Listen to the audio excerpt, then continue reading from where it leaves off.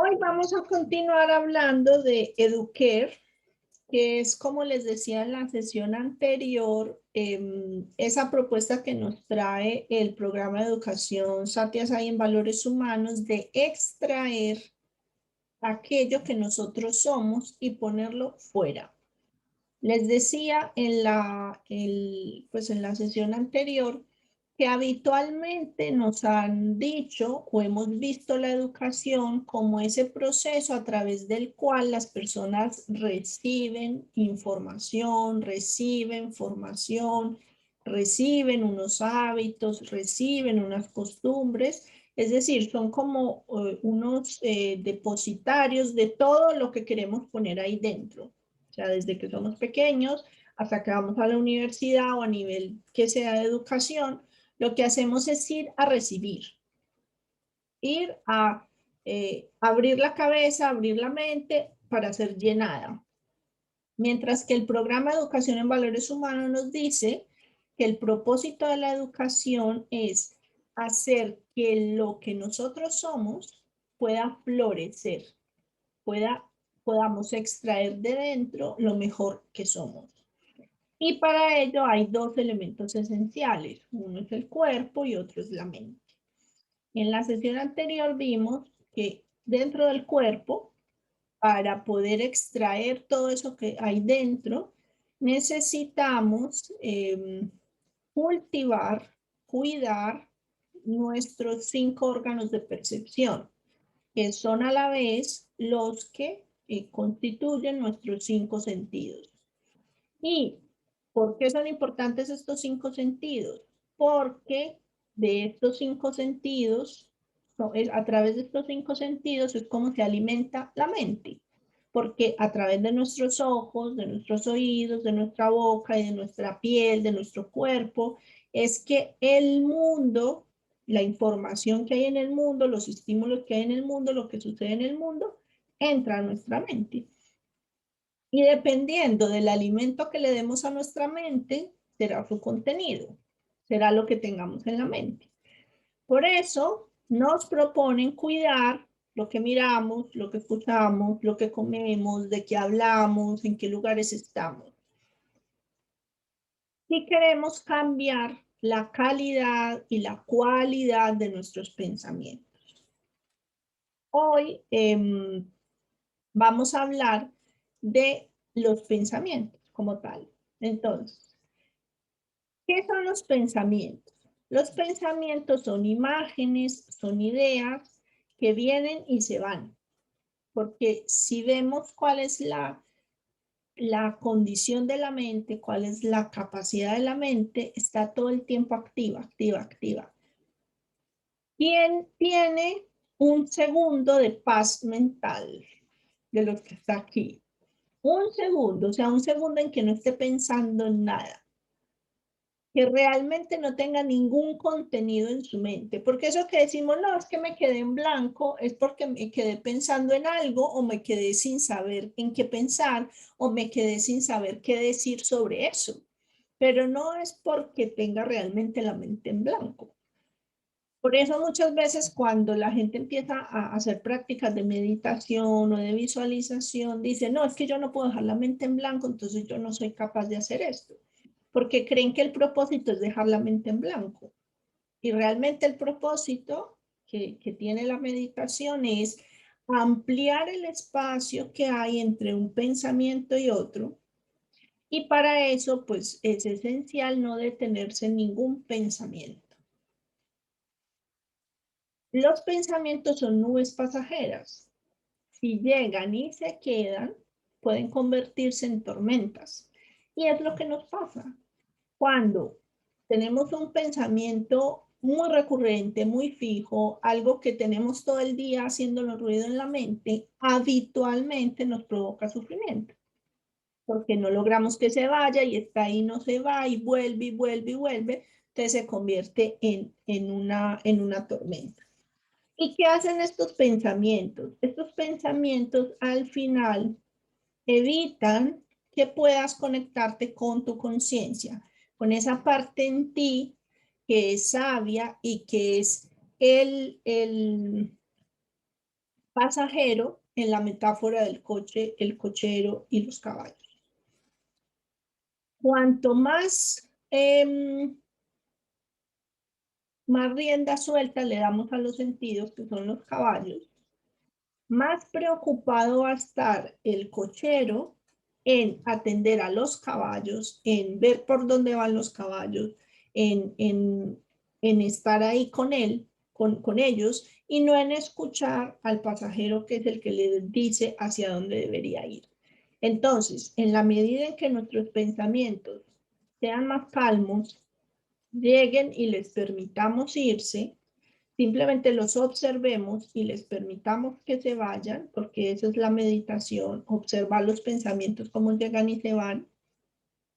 En esa medida podremos tener más tranquilidad y más capacidad para escuchar también esa parte interna tuya que sabe realmente cuáles son los valores que te constituyen y te va a permitir expresarlos. Si no podemos controlar los sentidos van a estar siempre detrás de algo. Es decir, van a estar todo el tiempo guiados por los deseos. Y los deseos son una trampa. Y no quiere decir que entonces esté mal desear comer si tengo hambre. No estamos hablando de ese nivel. Es decir, si yo tengo una necesidad básica, necesito satisfacerla para poder tener mi cuerpo saludable, con energía, en condiciones, porque incluso para sentarse a meditar, usted tiene que estar bien, tiene que estar sano. Bueno, no tiene que estar sano, pero es preferible que esté sano, que esté alimentado, que no tenga preocupaciones de, ¿será que si me siento aquí estoy en peligro, mi vida está en peligro? O lo que sea.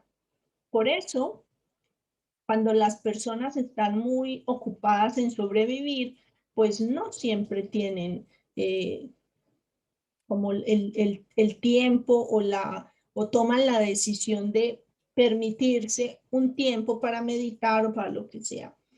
Y no quiere decir que esté bien o esté mal, sino que estamos preocupados de lo básico primero. Probablemente, si se sentara a meditar 10 minuticos, 5 minuticos al día, pues podría estar más tranquilo y encontraría otras soluciones. Pero habitualmente estamos tan preocupados de sobrevivir que nos encargamos de sobrevivir. Cuando yo hablo de deseos, es a todo esto que no necesito, pero me apetece. Veámoslo así. Hay una gran diferencia entre desear y necesitar. Yo necesito aquello que es indispensable para mi vida, para mi supervivencia y para mi bienestar básico.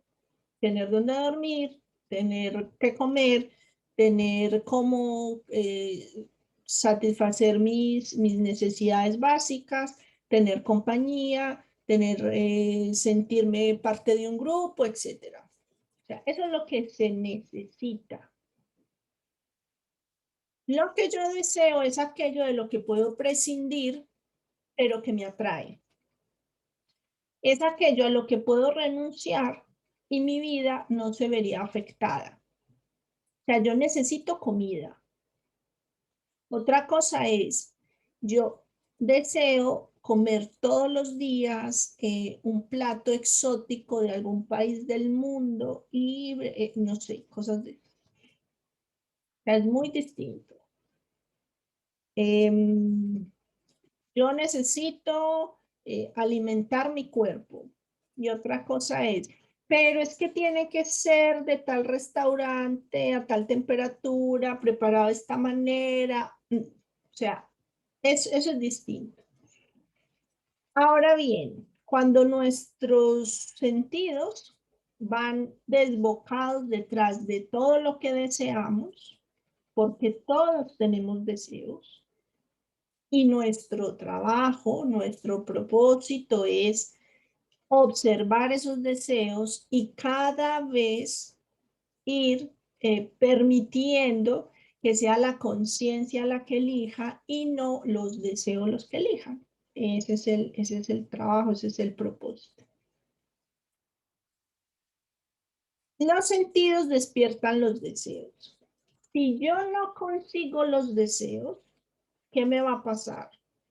Probablemente me va a aparecer frustración, ira, celos, envidia con los que tienen eso que yo tengo, celos porque otro lo tiene y yo no lo tengo, frustración por no tenerlo, enfado con la vida, con la sociedad o con quien sea porque no puedo tener eso que tanto que quiero, pues porque lo quiero y ya, ¿no?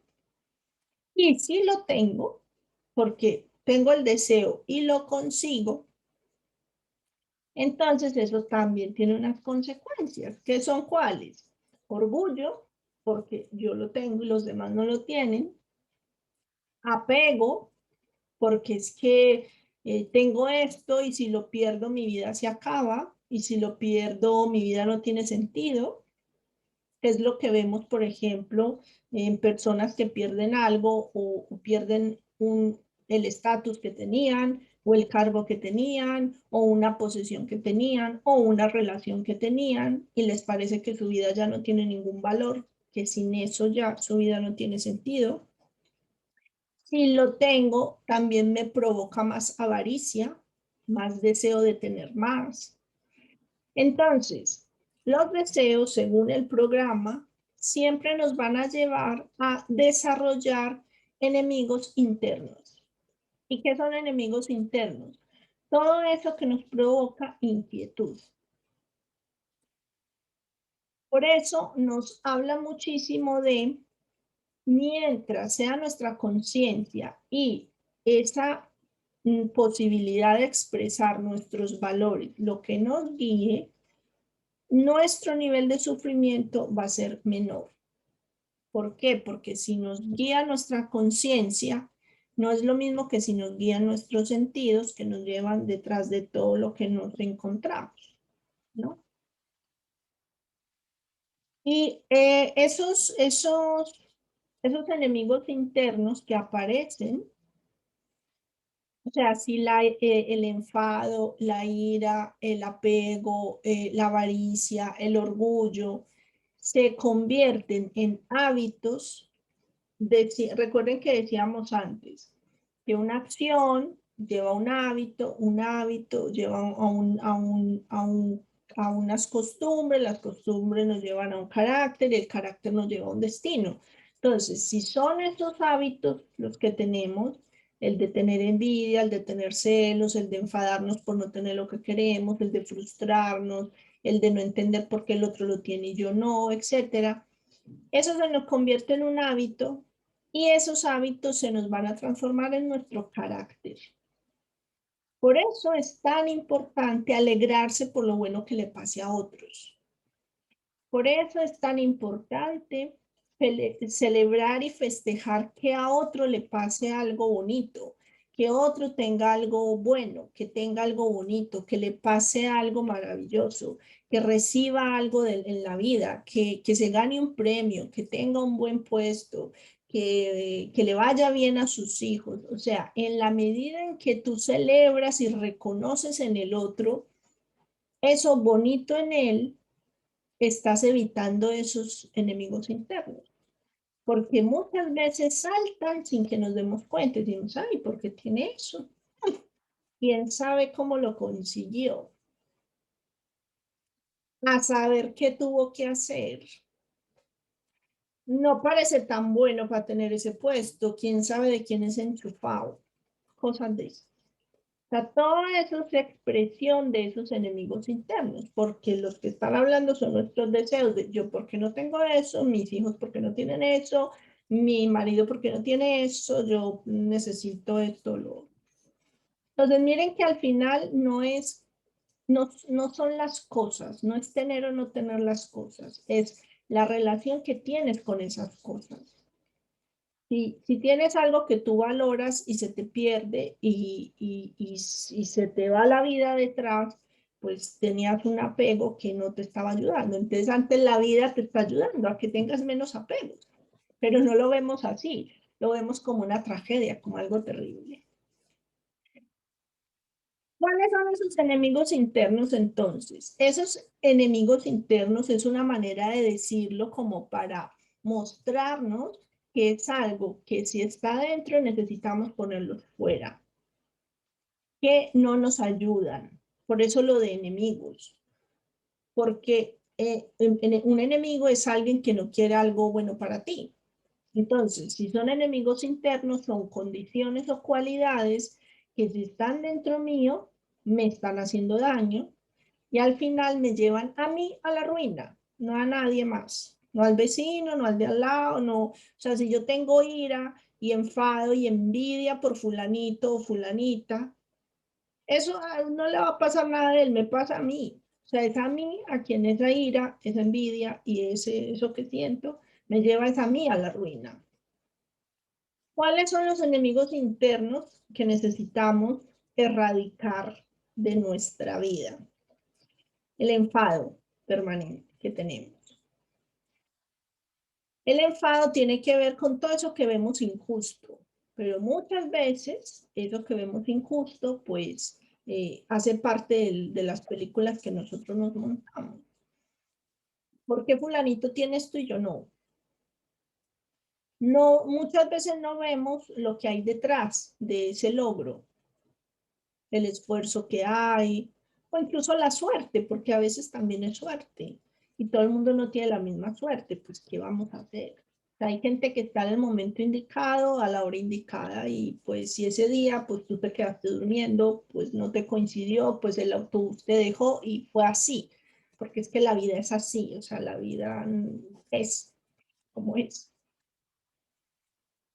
Veamos más allá porque la envidia, dicen que hay envidia de la buena, ¿no? Al final, la envidia puede tener luz y es si el otro ha podido tener algo que a mí me hace ilusión, pues ¿qué puedo hacer yo para esforzarme y alcanzarlo? A veces se puede, otras veces no, ¿no? Pues porque depende de muchas cosas. Pero y si no lo puedes alcanzar, ¿qué te impide alegrarte porque el otro lo tenga? Ahí tenemos muchísimas creencias y muchísimo que podríamos conversar respecto a alegrarnos por el otro o decir, ya, pero es que claro, cuando hacen las cosas mal y lo consiguen y después a los buenos les va mal y a los malos les va bien. Eso en lo aparente vemos que es así, pero no sabemos en lo compleja que es la vida, cómo es realmente. Además que nadie vive dentro del pellejo del otro para realmente saber si su vida sí es tan maravillosa como parece, ¿no? El odio es otro enemigo interno. O sea, cuando tú odias a alguien, al final quien se hace daño eres tú mismo. Cuando tienes resentimiento, rencor hacia alguien, el resentimiento es resentir, es decir, volver a sentir todo el tiempo eso mismo que estás sintiendo. Y eso que estás sintiendo no es positivo para ti, o sea, porque no es agradable, no porque sea bueno o malo, sino porque no es agradable. Entonces, ¿quién lo está padeciendo? Tú, que lo estás sintiendo todo el día y vuelves y lo sientes, y vuelves y lo sientes, y vuelves y lo sientes. Y al final, el que sufre eres tú. Cuando ese pensamiento llega como un pájaro negro, como un pájaro oscuro, como una nube negra, pues hacer lo que hace la naturaleza con la nube. También se termina yendo, termina pasando. Unas veces se demorará más y otras menos, pero termina pasando. Una nube nunca se queda estática días. Nuestros pensamientos sí, se quedan estáticos días. Entonces, sigamos el ejemplo de las nubes. Todos estos enemigos internos, codicia, celos, orgullo, envidia, porque al final con la envidia también queremos que el otro, miren, el problema de la envidia es, no es decir, ah, mira, yo quiero eso que tiene el otro, pues me pongo y lo hago posible. No, lo que queremos es que el otro sufra, que no lo tenga, porque muchas veces, ¿qué pasa con la envidia? Que queremos destruir en el otro eso que yo no puedo tener o que no puedo ser, en lugar de usarlo como una inspiración. Entonces, al final, todos estos enemigos internos, no solo los tenemos nosotros y nos hacen daño a nosotros, sino que nos separan de la otra persona. Y cuanto más separados estamos unos de los otros, peor nos sentimos también. Porque somos seres humanos gregarios. Nos gusta estar juntos. Por eso, cuando se encuentran aquí, que no se ven hace un rato, hace un año, hace no sé cuánto, se alegran. ¿Por qué? Porque es nuestra naturaleza. O sea, estar juntos es nuestra naturaleza, por eso nos provoca alegría ver a otro cuando hace rato no lo vemos. Si no estuviese en nuestra naturaleza, pues no nos provocaría nada, sería como, ah, sí, normal, sí, está ahí, hace un año no lo veía, pero bueno, bien. Pero nos provoca alegría. Y la alegría, el propósito de la alegría, la función de la alegría es el bienestar, es el placer, es el disfrute, que es una de las necesidades del ser humano. Y miren que el placer y el disfrute viene también por ver a otro, por encontrarse a otro. Todo lo que nos separe nos va a provocar sufrimiento y nos va a alejar de lo que nosotros esencialmente somos. Todo lo que nos una como personas, como individuos, como grupos, como sociedad, nos va a provocar bienestar. Por eso los valores humanos tienen sentido en relación con el otro. Porque miren que al final actúas desde la verdad, sintiéndote en paz, con rectitud, pero todo esto es en torno a otro. Es en torno a otro. Tú actúas con rectitud de acuerdo a unas normas que hay sociales, de acuerdo a unos acuerdos que tenemos que nos dicen que lo recto tiene que ver con esto y cuando yo hago eso bien, los otros se sienten bien. Cuando yo me quedo en paz porque actúo desde la rectitud, lo hago con respecto a otro, con respecto a alguien que está ahí acompañándome. Y como me siento en paz, pues cómo me relaciono con el otro desde el amor. Pero los valores tienen sentido en la relación con el otro. Por eso son estos estados de ánimo, emocionalidades, llamémoslo como queramos, de el odio, el orgullo, la envidia, la codicia, son enemigos porque nos separan del otro. No porque sean buenos, malos, no, no, porque nos separan y porque no nos permiten expresar lo que nosotros realmente somos, que son esos 5 valores esenciales que están ahí todo el tiempo. Pero si yo estoy muerto de envidia por alguien, ¿cómo se va a expresar el amor? ¿Cómo me voy a poder sentir en paz? ¿Cómo voy a actuar con rectitud?